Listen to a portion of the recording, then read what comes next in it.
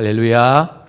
오늘도 예배 자리에 계신 우리 모든 성도님들, 또 가정에서 이 영상으로 예배 함께 하시는 모든 분들, 우리 주님께서 예배 가운데 말씀 가운데 만나 주시고 은혜 주시기를 축복합니다. 우리 옆에 있는 분들하고 인사하겠습니다. 예수님 한 분으로 충분합니다. 유대인 그 랍비들이 말하는 속담이 있습니다. 하나님의 도장은 진리이다라는 속담입니다. 탈무드에 나오는 이야기인데요. 어느 날 유대 이 랍비들 선생님들이 회당에 모여서 금식 기도하면서 통곡을 하고 있었습니다. 이때 갑자기 하늘로부터 두루마리 하나가 둥실둥실 내려왔다고 합니다. 그래서 랍비들이 그 두루마리를 이제 즉시 열어봤더니만은 그 두루마리에 딱 한 단어가 히브리어로 기록되어 있었다는 것입니다. 그 한 단어, 히브리어 단어가 뭐냐면 에메트라는 단어인데요. 우리 한글로 번역하면 진리라는 단어입니다. 진리라는 말이에요. 이 에메트라는 이 진리라는 이 두루마리 그 단어를 보고 이 랍비들이 선생님들이 말하기를 에메트, 진리는 하나님의 도장이다. 다른 표현하면 하나님의 인감이다. 하나님의 보정이다. 이런 의미가 있습니다. 그런데 이 에메트라고 하는 이 히브리어 이 단어, 히브리어 자음 3개로 구성되어 있는 글자입니다. 에메트라는 단어. 첫 번째 단어, 알파벳, 이 히브리어 알파벳의 첫 단어가 알렙이라는 단어고요.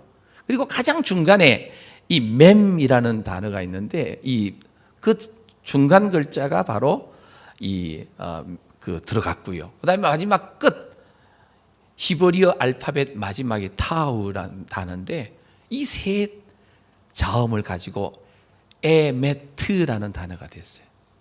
하늘에서 물론 이제 탈무드에 지은 이야기죠.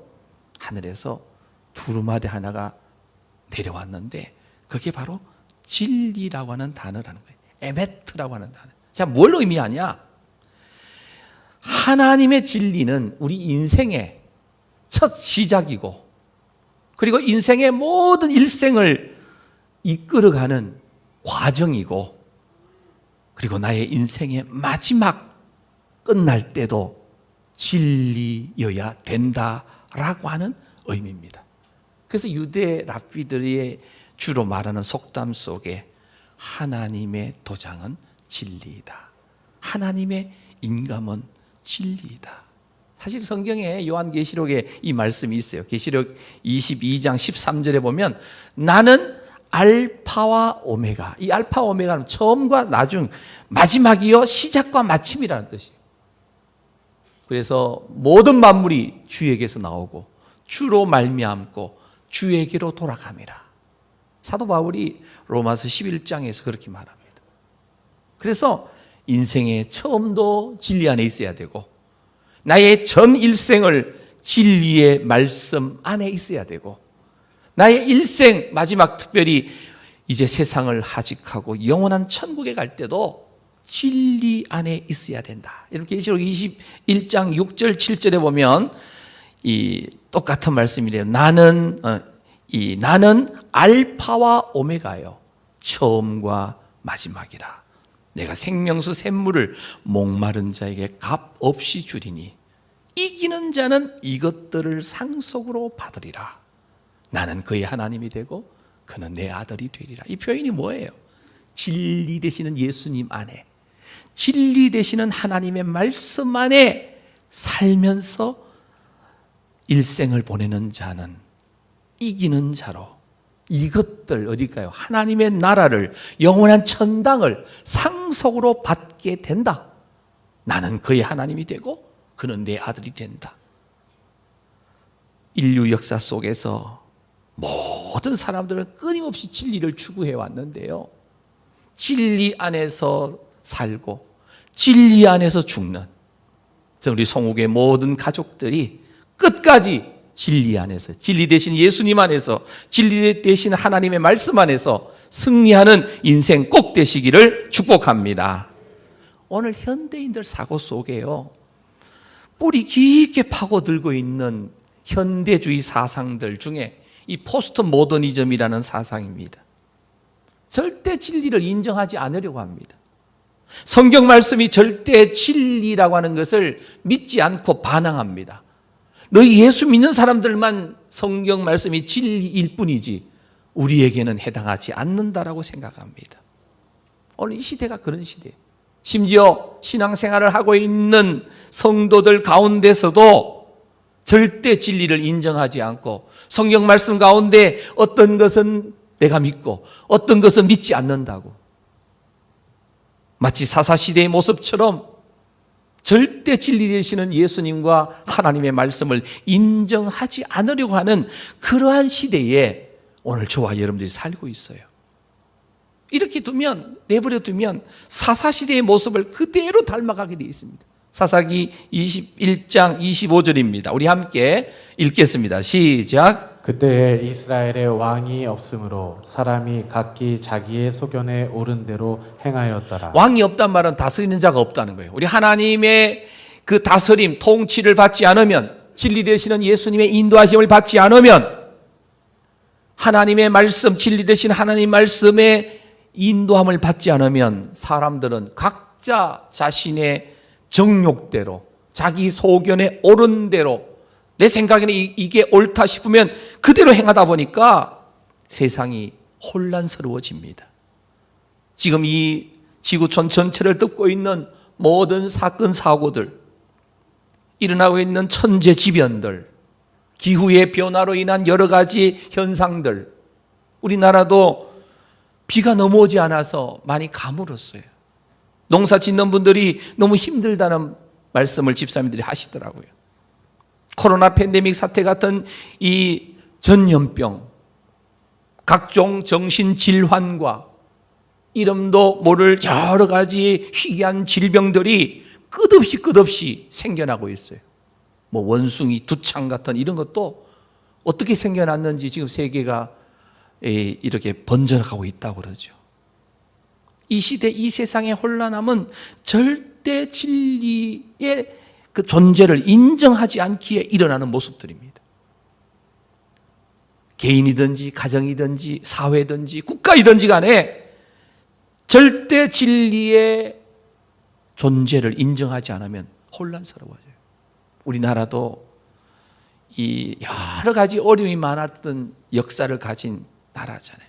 6월달 호국의 달, 호국 보훈의 달을 맞이해서 이 나라도 나라를 잃었던 순간이 있었고, 긴 반만년의 역사를 나름대로 이야기하지만 계속해서 외세의 침략을 받아왔던 이 나라, 당파 싸움과 여러 가지의 진영 계파 싸움으로 인해서 이 나라가 많이 혼란스러웠고, 급기야는 지금도 우크라이나 러시아 전쟁이 일어나듯이 이 땅에도 동족 상잔의 비극이 일어나서 수많은 사람들이 목숨을 잃었던 그런 어두운 역사를 가지고 있습니다.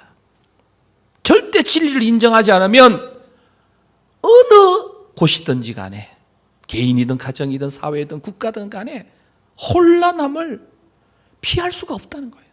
자, 오늘 이 본문 말씀, 예수님께서 그 당시에 로마에서 파견된 유대 총독 이 본디오 빌라도 앞에서 재판받기 위하여 섰을 때의 장면입니다. 예수님은 이미 너무 많은 매를 맞은 상태이셨기에 온몸이 피로 물들어 계셨습니다. 불과 며칠 전 예수님께서 예루살렘 성으로 입성하실 때에 많은 사람들이 손에 종려나무 가지를 꺾어서 나와서 흔들면서 자신들이 입고 있던 겉옷을 길에다 펴면서 호산나 호산나 다윗의 자손이여 하며 호산나 환영했던 수많은 사람들이 불과 며칠 사이에 지금은 예수님을 십자가에 못 박으라고 빌라도의 법정 앞에서 요청하면서 아우성을 치고 있습니다. 그들은 예수님께서 이 이스라엘을, 저 로마 식민지 하에서 로마 압제에서 해방시켜 주시고 우리를 보리떡 5개 물고기 2마리로 5,000명 이상을 먹이고도 12광주리가 남게 해주셨듯이 우리를 배불리 먹여 줄 수 있는 정치적인 지도자로 기대를 했습니다. 그런데 분명한 진리의 기준이 서 있지 않으니까, 그들의 소망, 그들의 기대가 충족되지 않으니까 패역한 종교 지도자들의 그 선동에 의해서 곧바로 며칠 만에 변심을 해가지고 예수님을 십자가에 못 박으라고 소리 지르고 있었다는 거예요. 사실 빌라도 총독의 입장에서 보면 자신의 정치적인 어떤 가도에 가장 뜨거운 감자였던 이 유대인들을 어떻게든지 간에 잘 구슬려서 처신을 잘 해야만 빌라도의 입장에서는 이 자신의 어떤 정치적인 진로에 먹구름이 생기지 않는 거죠. 그래서 유대인들의 그 외침을 무시할 수가 없었습니다. 그렇다고 피투성이가 되어서 지금 자신 앞에 서 있는 예수님에게 어떠한 죄목도 발견할 수가 없었습니다. 그럼에도 불구하고 빌라도는 유대인들이 왜 예수님을 십자가에 못 박아 죽이라고 하는지 그 죄목이라도 조금 더 알아내기 위해서 질문을 던지는 겁니다. 오늘 본문 37절 말씀이 바로 그런 내용이에요. 빌라도가 이르되 그러면 네가 왕이 아니냐? 예수께서 대답하시되 너의 말과 같이 내가 왕이다. 내가 이를 위하여 태어났고 이를 위하여 세상에 왔다. 그리고 곧 진리에 대하여 증언하려 내가 왔다라는 거예요. 진리에 대해서 증언하려. 진리가 무엇입니까? 진리. 그러면서 무릇 진리에 속한 자는 내 음성을 듣느니라. 자, 빌라도가요, 이 예수님이 이렇게 말씀하시니까 다시 예수님께 질문해요. 본문 38절에 보면 빌라도가 이르되 진리가 무엇이냐? 사랑하는 성도 여러분, 진리가 무엇입니까? 예수님께서 이 세상에 오신 것은 진리에 대하여 증언하려 오셨다라고 분명히 말씀하시는데 빌라도는 진리가 무엇이냐 질문합니다. 지금 이 로마의 총독으로 이 이스라엘 유대 땅을 다스리고 있는 권력자요 통치자이면서 무엇이 진리인지 무엇이 기준인지 알지 못하니까 자신의 정치적인 입지만을 굳히기 위해서 진리를 따라가는 게 아니고 양심을 배반하면서 지금 총독으로서 역할을 하고 있다는 거죠. 잘못된 역할이죠. 오늘날에도요, 예수 믿으면서 신앙생활 한다고 하면서 교회 다니면서도 진리이신 예수님의 그 모습을 바로 깨닫지 못하고 내 마음대로 예수님을 믿는 사람들이 많습니다. 예수 믿고 교회에 나간다고 다 예수님을 아는 게 아니죠. 예수님을 믿는다라고 겉으로는 고백하면서 교회에 다닐 수 있지만 그 아들을 마음에 영접하기 전에는, 진실되게 예수님을 구세주로 주인으로 영접하기 전에는 우리는 율법의 종이요 이 땅에서 죄의 종으로 살아갈 수밖에 없는 그런 사람이기 때문에 우리가 진리를 바로 깨닫지 못할 때가 많습니다. 사랑하는 우리 성도 여러분, 진리가 무엇입니까? 이 진리가 무엇입니까? 라는 이 질문은요, 지금으로부터 2000년 전에 예수님 시대뿐만 아니라 오늘 우리 삶에서도요, 반드시 찾고 구해야 할 가장 근본적인 질문입니다. 사실 오늘 현대 이 시대에 진리는 누구에게나 적용되는 보편적인 것은 아닙니다. 어떤 사람에게는 진리로 받아들여지지만 어떤 사람에게는 결코 진리로 받아들여지지 않습니다. 그래서 세상에서 진리는 어떻게 보면 배타적이고 상대적입니다. 여러분, 이 표현을 이렇게 예를 들어보죠. 며칠 전에 지방선거가 끝났습니다. 그리고 또 우리는 3월 달에 대통령 선거도 끝났습니다. 이번 선거에도 어김없이 진보 진영, 보수 진영 치열한 이 전쟁을 했어요. 싸움을 했어요. 언론이 여당의 또는 야당의 인사들을 불러서 같은 주제로 토론을 시킵니다. 분명 동일한 어떤 사건을 놓고 여당 인사가 야당 인사가 바라보는 관점은 180도 다릅니다. 당연히 그들은 이렇게 말하죠. 자신들의 주장이 진리라고, 옳다고 말합니다. 그러나 그들의 진리는 보편적인 것이 될 수 없어요. 상대적이라 그러죠. 무조건 내 편은 진리고 나와 반대에 있는 상대방은 비진리라는 거예요. 내 편은 진리, 상대방은 불의와 불법을 저지르는 비진리를 따라간다라고 그들은 여기는 거예요. 이건 진리가 아니에요. 상대적이고 상황윤리에 빠져 있는 것을 우리가 보게 됩니다. 유전무죄, 무전유죄라는 단어 자체가 이건 진리가 될 수가 없지요. 돈 있으면 아무리 큰 죄가 있어도 다 피해가고 무죄를 선고받고, 돈 없으면 변호사 선임도 제대로 못하니까 없는 죄도 뒤집어 쓰고 유죄가 되는, 이런 것을 진리라고 말할 수가 없다는 거예요. 자, 그러면 진리가 무엇입니까? 빌라도가 진리가 무엇이냐 물은 것처럼 우리도 질문해야 됩니다. 사랑하는 성도 여러분, 우리의 신앙생활은 진리가 무엇인지 찾아서 그 진리를 따라서 살아가는 것이 신앙생활이에요.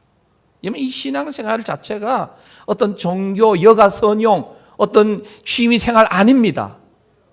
이 진리에 내 목숨을 걸고 내 생명을 걸고 나의 일생을 이 진리가 아니면 나는 죽어도 좋다, 그렇게 나아가는 거예요. 오늘날 교회와 성도가 진리가 무엇인지 정확하게 알고 있습니까? 사탄은 오늘날도 계속해서 진리를 교묘하게 희석시켜가지고 우리 기독교를 불신하게 만들고 부실하게 만들고 몽롱하게 만들어 갑니다. 이단들이 사탄의 도구가 되어서 기존 교인들을 흔듭니다. 진리를 자꾸 왜곡시킵니다. 성경 말씀을 신신학자들이 다르게 해석을 해서 하나님의 말씀이 아니다라고 외치면서 진리를 자꾸 약화시켜가고 진리가 어떤 것인지 모르도록 만들어 갑니다. 그런데 진리를 알려면요, 진리가 가진 특성을 우리가 분명히 알아야 돼요. 대표적으로 한 진리 한 세 가지 특성을 살펴봅니다. 물론 프란시스 세프라고 하는 신학자는 이 진리의 특성을 한 8가지로 말해요. 시간 관계상 그 8가지를 살펴보기보다는 3가지 특성입니다. 첫째, 진리는 절대적인 기준입니다.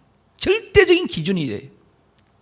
그래서 이 척도를 가지고 캐논이라 그러죠.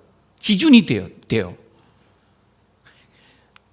여러분, 이 기준은, 절대적인 기준은 세계 어느 곳에 있어도 진리여야 됩니다. 진리. 우리가 어떤 길이를 잴 때 자를 갖다 대게 되잖아요. 이 자를, 척도를 갖다 대는데 먼 길이가 긴 것은 줄자 같은 것을 가지고 우리가 재게 되죠. 예를 들어서 줄자가 우리 한국에서 재는 줄자가 다르고 또 미국이나 일본이나 어떤 다른 나라의 중국이나 이런 나라에서 재는 줄자가 다르다면 이것은 기준이라고 말할 수가 없어요. 한국의 줄자나 미국의 줄자나 일본의 줄자나 어떤 중국의 줄자도 똑같이 같아야만 기준이 되는 거예요. 물론 단위는 다를 수 있죠. 우리는 미터를 환산한다면 그들은 인치를 사용한다든지 또 부피를 말할 때는 어떤 또 다른 차원이죠. 분명한 하나는 어느 곳에 있어도 진리여야 된다는 거예요. 대한민국에서는 진리인데 일본에서는 진리가 아니다. 그건 진리가 아닌 겁니다. 세상이 아무리 변해도 변하지 않는 것, 바로 하나님의 말씀인 줄로 믿습니다. 천지가 사라지더라도 하나님의 말씀은 1.1획도 사라짐이 없고 우리 살아계신 하나님은 어제나 오늘이나 영원토록 동일한 기준이 되시는 분이신 줄로 믿습니다. 이 기준을 내가 신앙으로 갖고 있어야 되고 이 기준이신 예수님을 구세주로 주인으로 또 하나님의 말씀을 기준으로 내 삶에 생명을 거는 절대적인 진리로 기준으로 믿고 살아가야 돼요. 내 자녀들에게, 우리 가족들에게, 내가 관련되어 있는 모든 사람들에게 이 기준이 적용되어져야 돼요. 저 어르신은 기준이야. 진리의 말씀에 따라 정확하게 사시려고 애쓰시는 분이야. 법 없이 사실 수 있는 분이야. 이런 의미는 바로 나름대로 절대적인 기준을 가지고 양심을 따라 살아가신다는 말씀이에요.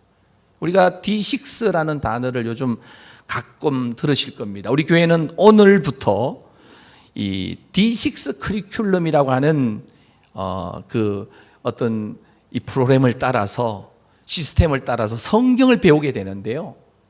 11세대입니다. 전 세대. 다시 말하면 복중의 아이를 잉태한 그런 성도가 있다면 그 복중에 있는 아이로부터, 그 다음에 영아부, 유아부, 유치부, 유년부, 초등부, 중등부, 고등부, 청년부, 그리고 부모 세대, 장년부, 그리고 할아버지, 할머니 세대까지 11세대가 동일한 주제의 동일한 성경 본문을 가지고 교회에서 말씀을 듣는 것입니다. 지금 우리가 주일 3부 예배를 드리는 이 시간에 우리 중등부 예배실에는 또 고등부 예배실에는 동일하게 이 본문 말씀을 가지고 진리라고 하는 주제를 가지고 우리 내 자녀들도, 고등학생 자녀도, 중학생 자녀도 이 말씀을 듣고 있습니다. 자, 그러면 예배 마치고 이제 아이들 만나서 차에 타고 집으로 돌아갈 때 차에서 이렇게 질문할 수 있겠지요. 아들아, 딸아, 딸 이름을 부르면서 너 오늘 예배 시간에 무슨 말씀 들었니? 그런데 장년부 부모님이 본당에서 예배 드리면서 들은 주제의 말씀이나, 그리고 내 어린 아이들, 유년부, 초등부, 중등부, 유치부 아이들까지, 고등부 청년들까지 동일한 주제예요. 자, 그럼 대화가 되겠죠. 너는 그러면 진리는 무엇이라고 생각하니? 오늘 제가 말씀을 통해서 예수님이 진리이신 것을 배웠어요. 그래? 그럼 왜 예수님이 진리이실까? 라고 자꾸 질문을 해. 답을 주시지 말고 질문을 던져야 돼요. 이게 유대인들의 교육 방식이에요. 그래서 이 D6를 가지고 오늘부터 전 주일학교와 우리 교회 전체가, 모든 세대가, 작년부도 주일학교입니다. 어떤 면에서 동일한 주제를 가지고 말씀을 통하여 지금 우리가 함께 진리의 말씀, 성경 말씀을 배워가는 겁니다. 그리고 새벽 기도회 때도 이 동일한 주제의 말씀을 가지고 전 세대가, 새벽 기도 오시는 분은 강단에서 새벽 예배의 말씀도 동일한 본문입니다. 또 목장 예배에도 동일한 본문 주제입니다. 일주일에 한 번 이상 가정 예배를 드리시면 가정에서도 동일한 본문을 가지고 가정에서 나누게 됩니다. 반복적으로 배우면서 성경이 한 번 듣고 흘리는 말씀이 아니라 내 삶의 체질화되고 습관화될 수 있도록 만들어가는 겁니다. 반복함으로써. D6라는 말은 신명기 6장을 이 영어 표기로 하는 겁니다. 세마장이라고 그러죠.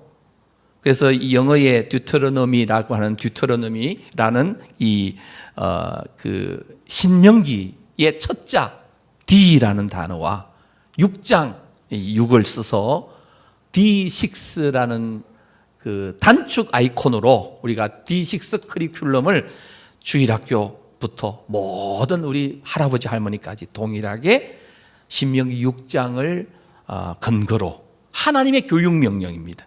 절대적 기준으로 삼고, 우리 가정은 이제 내 자녀들은, 내 손자와 손녀, 증손자, 고손자 계속해서 대가 물러갈 때 내가 하나님의 절대 기준, 성경적 진리 위에서 나의 믿음을 정리하고 자녀들에게도 물려줘서 자자손손 계승하겠다라고 하는 기준입니다.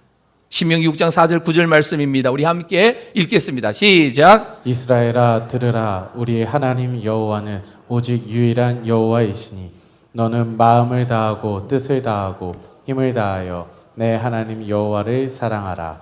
오늘 내가 내게 명하는 이 말씀을 너는 마음에 새기고 내 자녀에게 부지런히 가르치며 집에 앉았을 때에든지 길을 갈 때에든지 누워 있을 때에든지 일어날 때에든지 이 말씀을 강론할 것이며 너는 또 그것을 내 손목에 매어 기호를 삼으며 내 미간에 붙여 표로 삼고 또 내 집 문설주와 바깥문에 기록할지니라. 아멘. 이스라엘아 들으라 할 때 이 들으라는 단어가 쇠마, 히브리어로 쇠마라고 말합니다. 우리 하나님 여호와는 오직 유일한 여호와이시다. 우리 기독교 신앙에서는 유일한 여호와 하나님이 삼위일체로 계신다. 그 하나님을 우리가 믿습니다. 그 하나님 어떻게 믿어야 됩니까? 5절에 보면 너는 마음을 다하고 뜻을 다하고 힘을 다하여 내 하나님 여호와를 뭐하라고요? 사랑하라. 그리고 오늘 내가 너에게 명하는 이 말씀, 진리의 말씀을 너가 부모가 먼저 마음에 새기라. 기성세대가 먼저 마음에 새기고 7절 내 자녀에게 어떻게 가르치라? 게을리게 가르쳐라? 부지런히 가르쳐라. 집에 앉았을 때에 집에 왜 앉아 있습니까? 물론 책상에 앉아서 공부하는 자녀가 있을 수 있지만 집에 앉았단 말은 식탁에 둘러앉았을 때 소파에 앉아서 가족들이 환담을 나누면서 간식 먹을 때든지 길을 갈 때든지 오늘 예배 마치고 집으로 아이들과 함께 길을 걸어가든지 차를 타고 갈 때든지 저녁에 이제 잠자리에 들어서 누워있을 때든지 또 잠자고 나서 아침에 새벽에 일어날 때든지 이 진리의 말씀을 부지런히 강론할 것이요 그것을 내 손목에 메어 기호를 삼으라. 이 말은 일생에 이 진리의 말씀이 내 자녀를 나의 일생을 에메트 이 진리가 이끌어가도록 만들으라는 거예요. 심지어 집문설주와 바깥문에 하나님의 말씀을 막 기록해 둘 정도로 하나님의 말씀이 우리 가정의 모든 가족들을 다 지배할 수 있도록 만들어라. 그렇지 않으면 세상 풍조에 우리는 휩쓸려서 폭풍우처럼 휩쓸려가고 만다는 거예요. 그래서 D6 과정은요 6년을 사이클로 돌아갑니다. 성경 전체를 3개월마다 구약 신약 세계관 이렇게 해서 6년을 하면 성경 전체를 한 번 보게 되고요. 성경적 세계관 이 가치관을 내 자녀들에게 깊이 심겨주도록 이 구성이 되어 있어요. 그래서 이 부모님들도요, 부모님들 세대에 맞는 교재를 밑에 전시되어 있으니까 참조하셔가지고 부모님들이 먼저 은혜 받아야 돼요. 그리고 내가 자녀들 이제 식탁에든지 맨날 세상에 공부 이야기하지 말고 노는 이야기하지 말고 계속해서 입을 열면 하나님의 말씀이 같은 주제로 나올 수 있도록. 오늘은 집에 돌아가시면 전부 진리가 뭐냐? 진리는 진리이신 예수님이시고 진리는 예수님이 하신 하나님의 말씀이고 진리이고 우리는 이 진리의 말씀을 따라 살 때에 일생에 승리하는 인생이 될 줄로 믿습니다. 그래서 우리 교회가 이 D6를 작년 9월부터 일부 가정에는 조금 이렇게 실험적으로, 실험이란 표현이 이상하지만 맛배기로 한번 시도를 해봤고요. 올해부터 지금 이번 주부터 전면 시행합니다. 관심 없으신 부모님들도 계시겠지만 내 자녀들을 진리가 내 삶을, 자녀의 삶을 이끌어가도록 만들려면 함께 동참해 주시기 바랍니다. 자, 진리의 첫 번째 특징은 절대적인 기준입니다. 인생의 기준, 삶의 기준, 전체 내 자녀의 삶의 기준 하나님이어야 되고 예수님이어야 되고 하나님 말씀이어야 됩니다. 두 번째 특성, 진리는 절대로 차별하지 않습니다.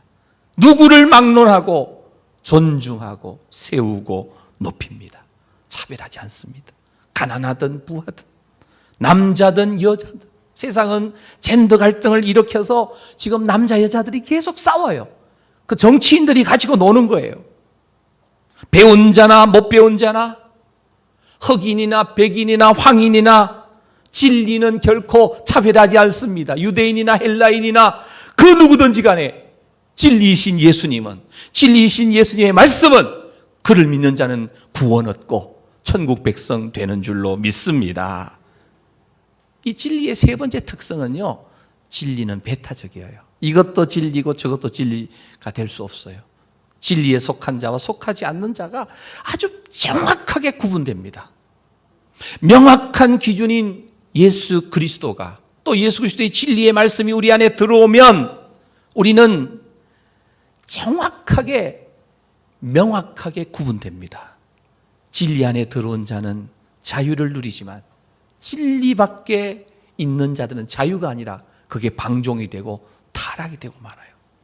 그래서 진리는 철저하게 배타적입니다. 예수 그리스도만이 우리를 구원에 이끄는 유일한 길이요 진리요 생명이신 줄로 믿습니다. 예수님을 믿든지 뭐 석가모니를 믿든지 힌두교의 어떤 사상을 믿든지 뭐 세상에 이런저런 잡다한 종교들 어느 것을 믿어도 다 좋은 데 간다, 천국 간다. 종교다원주의 사상, 우리 기독교는 철저히 배격합니다. 오직 예수님만이 구원의 길이 되시고 진리가 되시고 생명이 되시는 줄로 믿습니다. 그래서 진리는 절대적인 기준이고 차별이 없고 배타적이다. 이 배타적이란 말은 다른 사람들이 볼 때는 기독교는 협소하고 편협적인 것처럼 보이지만 기독교 신앙은 그야말로 정확합니다. 안개와 같지 않아요. 예수 믿으면 천국이요, 예수 믿지 않으면 불신 지옥입니다. 이 세 가지 특성을 만족할 수 있는 진리가 진리입니다. 자, 빌라도의 질문에 대한 예수님의 대답이 이미 있으셨죠. 예수님께서 스스로 밝히셨어요. 요한복음 14장 6절 말씀, 우리 잘 아시는 말씀입니다. 다시 읽겠습니다. 시작. 예수께서 이르시되 내가 곧 길이요 진리요 생명이니 나로 말미암지 않고는 아버지께로 올 자가 없느니라. 아멘. 예수님이 진리이시다라는 말씀이에요. 예수님만이 유일한 그 길이라는 사실입니다. 예수님만이 유일한 생명, 바로 그 생명이라는 사실을 믿으시기를 바랍니다. 우리는 예수님만이 나를 구원하실 수 있는 유일한 길, 진리, 생명. 그래서 예수님과 우리는 연합되었어요. 세례받는 순간 예수님과 우리는 연합되어서 예수님의 죽음이 곧 내가 죽은 것이고 예수님이 살아나신 것은 곧 내가 부활한 것이고 예수님의 생명은 누구의 생명? 나의 생명. 예수님의 승리는 누구의 승리? 나의 승리. 할렐루야. 그래서 예수님이 진리이시라는 거예요. 요한복음 17장 17절입니다. 함께 읽겠습니다. 시작. 그들을 진리로 거룩하게 하옵소서. 아버지의 말씀은 진리이니이다. 하나님 아버지의 말씀이 곧 진리라는 말씀이에요. 성경 말씀은 진리입니다. 진리는 말씀이 육신이 되신 예수님이 진리이시고 하나님이, 예수님이 말씀하신 그 말씀 자체가 진리가 되세요. 그래서 예수님께서 진리이시라면 앞서 제가 지금 말씀드렸던 세 가지 특징이 예수님에게 맞아야 돼요. 예수님께서 진리의 절대적 기준이심을 믿습니까? 그러면 예수님은 진리 맞으세요. 자, 예수님은 그 어떤 이들도 차별하지 않고 동등하게 예수 믿기만 하면 구원받는 줄로 믿습니까? 그러면 예수님은 진리이십니다. 예수님은 배타적이세요. 예수 믿으면 천국, 예수 믿지 않으면 지옥. 세상 사람들은 그게 어떻게 진리가 될 수 있냐 말할 수 있지만 구원의 길은 한 가지뿐이에요. 한 길뿐이에요. 예수님 안에 있으면 영원한 생명인 줄로 믿습니다. 예수님 밖에 있으면 영원한 멸망이에요. 우리가 무엇이 옳은지 그른지 세상에서 찾지 마시고 유일한 기준은 하나님의 말씀이고 예수님이신 줄로 믿습니다. 세상 사람들이 다 옳다고 해도요, 예수님께서 틀렸다 하면 틀린 겁니다. 예수님께서 옳다 하시면 옳고 예수님이 틀렸다 하면 틀린 거예요. 이유는 예수님께서 기준이시기 때문에, 예수님이 진리이시기 때문에 예수님만이 유일한 기준이신 줄로 믿습니다. 참과 거짓을 나누는 것도 예수님께서 기준이 됩니다. 예수님께서 죄와 의의 기준도 되시고 예수님 안에 있으면 의인이 되는 거고요.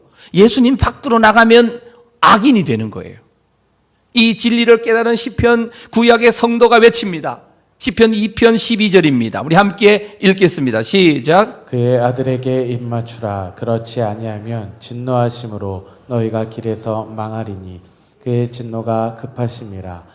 여호와께 피하는 모든 사람은 다 복이 있도다. 그의 아들에게 입맞추라. 뭐예요? 예수님과 관계를 맺어라. 예수님과 결혼하라. 예수님과 영적 교제하라. 예수님과 함께 입맞춘다는 표현, 우리가 영적인 표현이에요. 예배가 바로 주님과 거룩한 입맞춤을 하는 시간입니다. 주님과 내가 관계가 되는 시간이에요. 그렇지 않으면 망한다. 길에서 망한다. 진노하심으로. 여호와께 피하는 모든 사람은 다 복 있는 사람이다. 오늘 예배 자리에 계신 모든 성도님들 진리 안에 계시기 때문에 복 있는 사람인 줄로 믿습니다. 그 에메트는 이 세 그 자음 글자가 첫 글자, 중간 글자, 끝 글자 합해가지고 에메트가 되었어요.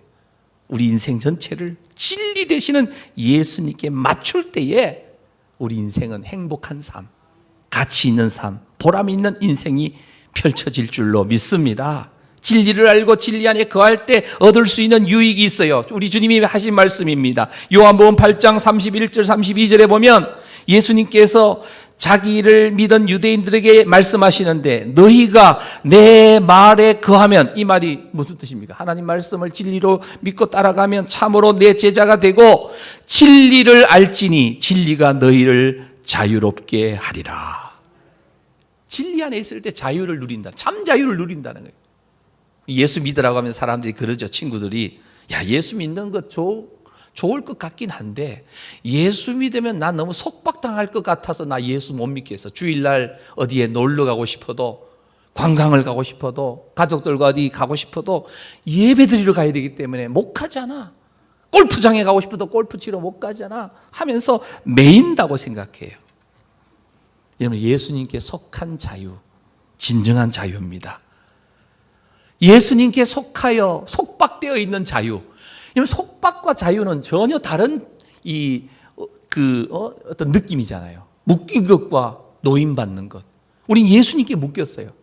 예수님의 사랑에 포로된 줄로 믿습니다. 역설적이에요.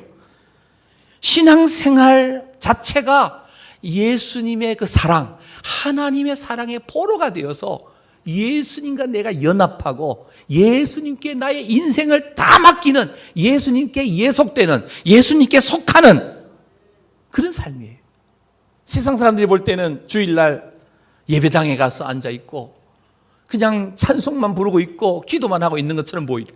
친구들이 볼 때 야, 한 잔 만나서 한 잔 먹고 같이 좀 놀자 하는데 나 아니야, 예배 드려야 돼.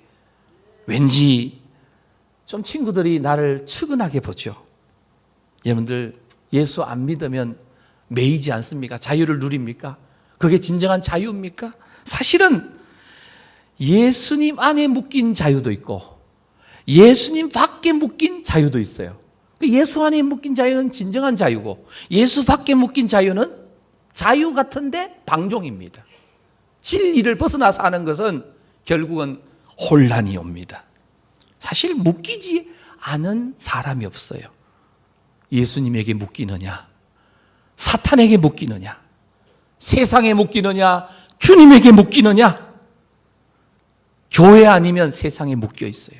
만모니즘, 물질 만능주의, 돈이면 다 된다고 생각해서 자나깨나 앉아나서나 돈 생각하니까 사람들이 돌아버리는 거예요.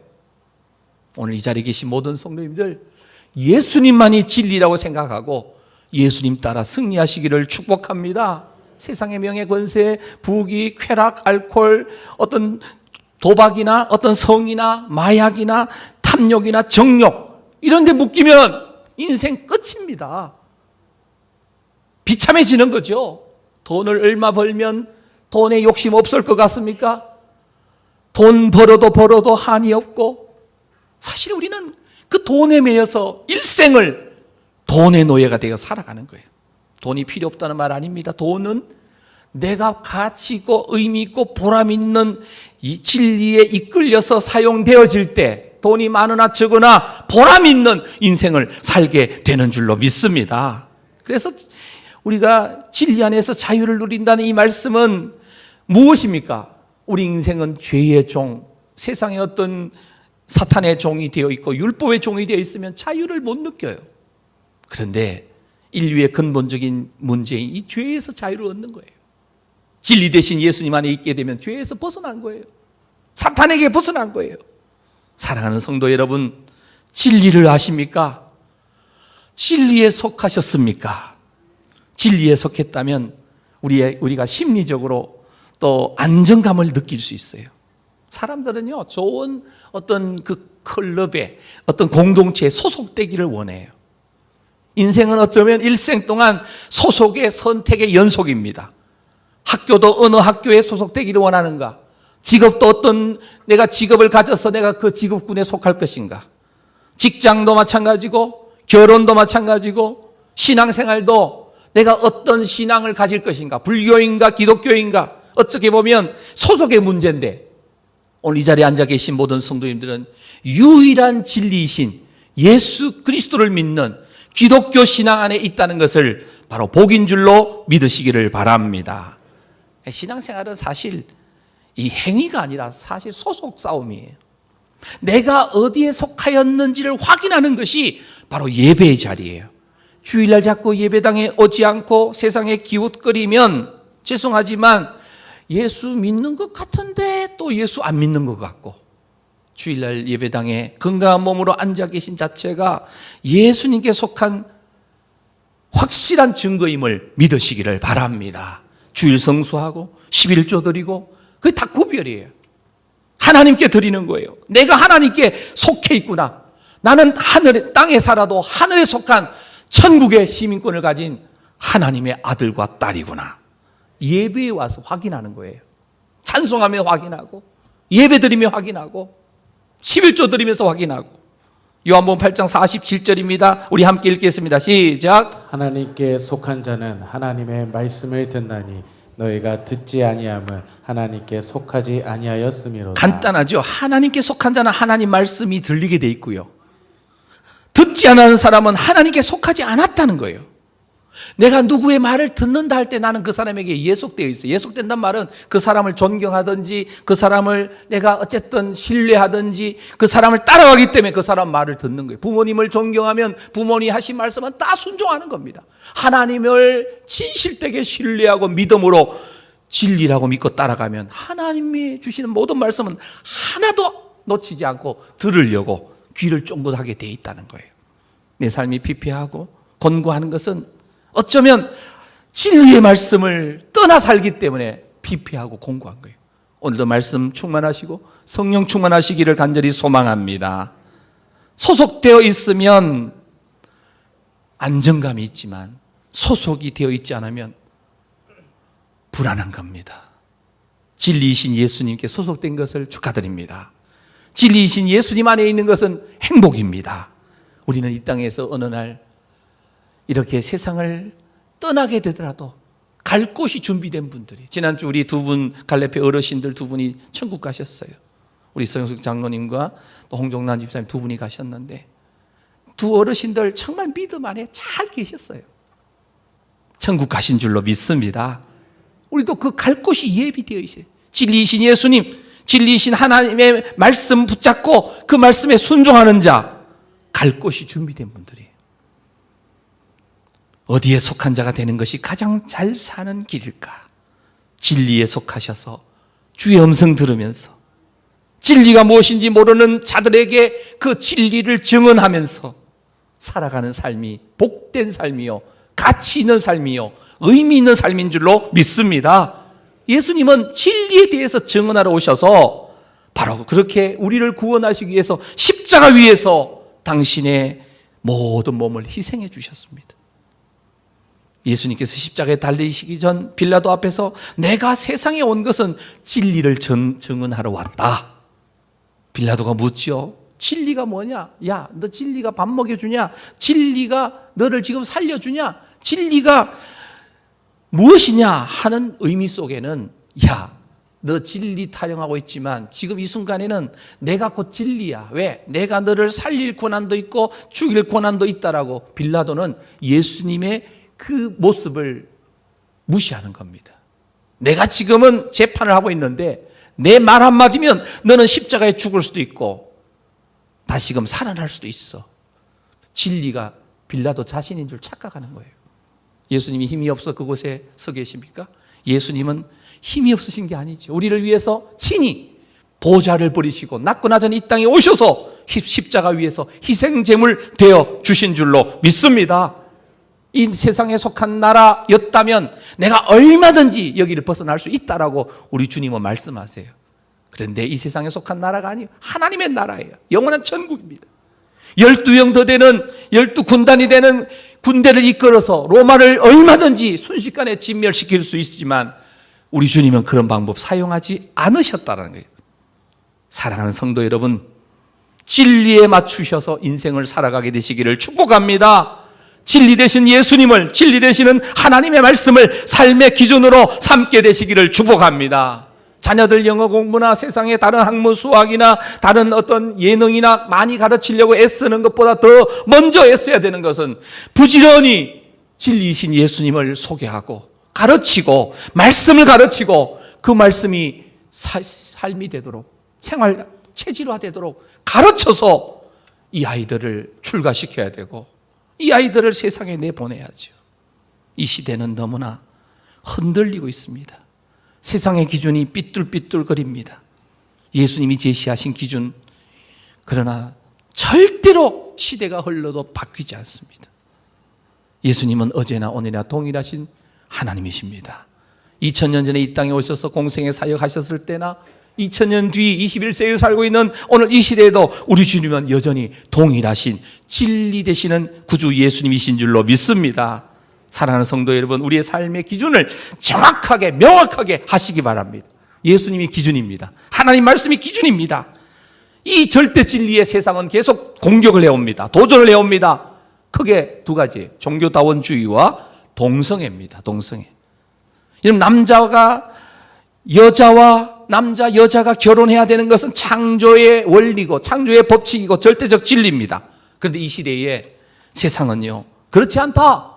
남자 여자 1대1이 아니라 남자와 남자, 여자와 여자, 아니면 남자 한 명에 여자 몇 명, 여자 한 명에 남자 몇 명, 이런 결혼도 얼마든지 할 수 있다. 개, 돼지, 동물도 하지 않는 그런 짓들을 세상은 하려고 합니다. 그것도 그냥 하는 게 아니라 합법적으로 법을 제정해서 서구의 여러 구라파 나라들은 이미 다 통과돼 버렸어요. 대한민국은 지금 막 통과시키려고 지금 국회에서 호시탐탐 노리고 있습니다. 진리에 속한 자는 예수님 소리를 듣습니다.